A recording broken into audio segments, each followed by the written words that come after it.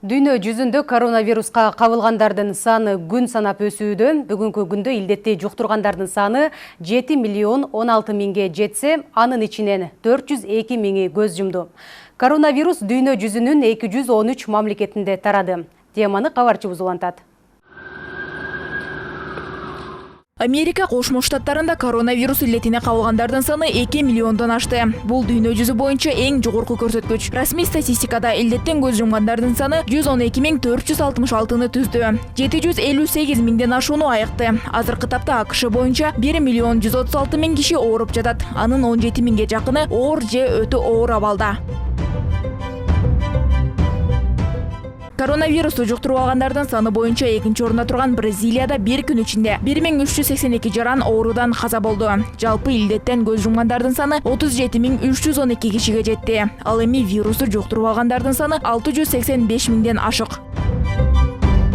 Азыркы тапта Бразилияда эпидемиологиялык абал туруксуз. Кээ бир шаарлардын ооруканаларында бейтаптарды кабыл алууга жана жаткырууга орундуктар жетишсиз. Мисалы бул Бразилиядагы Санта-Андреа стадиону. Буга чейин волейбол мелдештери өтчү. Эми ал госпиталга айланган.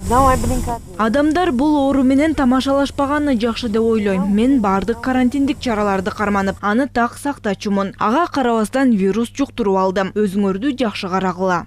Ал эми Россияда акыркы сутка ичинде 112 адам илдеттен каза болду. Көпчүлүгү Москва жана Санкт-Петербург шаарында. Бул өлкөдө көз жумгандардын саны 6 миңге чукул. Ошондой эле вирустагы 9 миңге жакын жарандан табылып, илдетке кабылгандардын саны 476 миңден ашты. Илдеттин тез тарап жаткандыгына байланыштуу Россиянын кээ бир аймактарында өзүн-өзү обочолоо режими 21 июнга чейин узартылды. Өзгөчө 65 жаштан жогору жана ден соолугу начар жарандар бул тартипти милдеттүү түрдө карманышы кажет.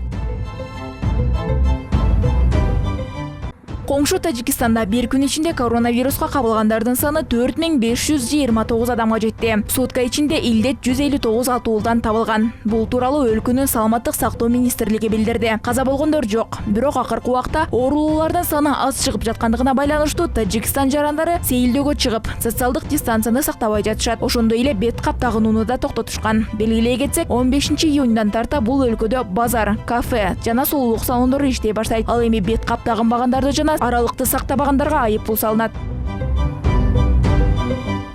Өзбекстанда коронавирустун таралышы кескин өзгөрдү. Бул тууралуу мамлекеттик санитардык эпидемиологиялык инспекциясынын башчысы Нурмат Атабеков билдирди. Айтымында ар бир жаран илдетти жуктуруп алуудан корголуу эмес. Андыктан атуулдар бет кап тагынып, карантин эрежелерин жана социалдык аралыкты сактоосу кажет. Белгилей кетсек, бул өлкөдө илдетке кабылгандардын саны 4352ге жетти.